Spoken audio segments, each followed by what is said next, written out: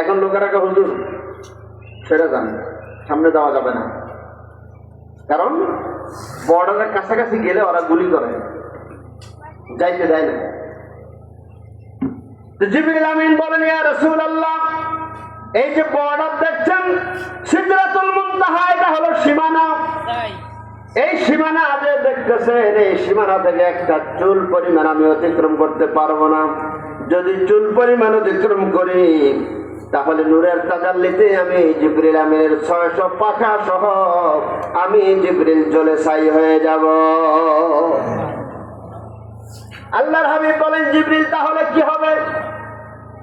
ইয়া রাসূলুল্লাহ, ইয়া হাবিবাল্লাহ, ওগো দয়ার নবী, ওগো নূরের নবী, ওগো হায়াতুন নবী, জিন্দা নবী, কামলিওয়ালা নবী, উম্মতের কান্নারি নবীজি, ও নবীজি, এখন আপনি যাবেন একা একা, কোন কি কহা? নবীজি আমার রফরফ উঠলেন, রফরফ এক টানে আল্লাহর নবীকে 70,000 নূরের পর্দা অতিক্রম করে, লা মাকান লা জামান অতিক্রম করে আল্লাহর আরশে আজিমের কাছে পৌঁছায় দিলে।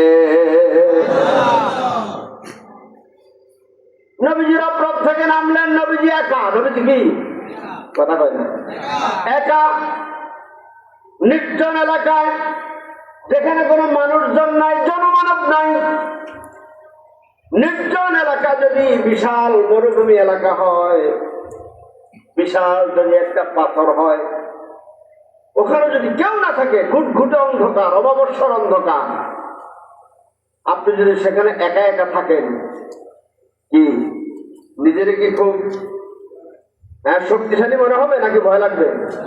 হ্যাঁ, কম বেশি ভয় লাগবে। আর অপরিচিত জায়গা হইলে আরো বেশি ভয় লাগবে, ঠিক কিনা? আল্লাহ রাসূল সাল্লাল্লাহু আলাইহি সাল্লাম মেরাজে গেলেন, রফরফ থেকে নামলেন, নামার পরে নবী আমার একা। নবীজির কাছে কেমন কেমন লাগতেছে।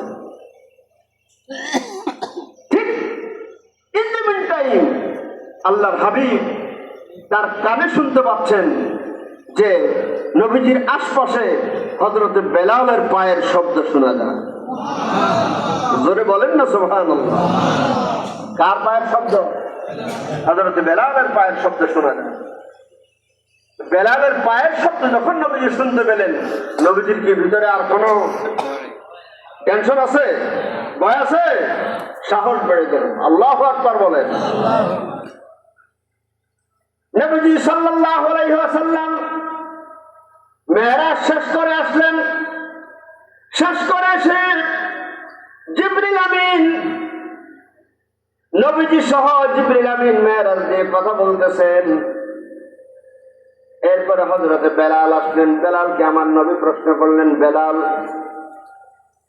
বেলাল রে, তোমার একটা প্রশ্ন করুম। ইয়া রাসূলুল্লাহ, ইয়া হাবিবাল্লাহ,